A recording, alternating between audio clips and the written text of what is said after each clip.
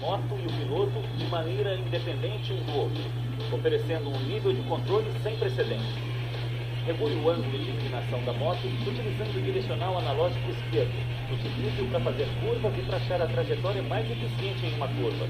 O direcional analógico direito muda a posição do piloto no assento, alterando a distribuição de peso e permitindo manobras mais complexas. Lembre-se de que cada combinação destes elementos afeta a moto de maneiras diferentes, tanto no ar quanto no chão. Aprenda a tirar o máximo de proveito destas combinações. Veja os tutoriais na seção multimídia em meu MXGP. Estes vídeos irão ensinar a fazer as manobras principais do motocross, com dicas essenciais para ajudar a desenvolver um estilo preciso e eficaz.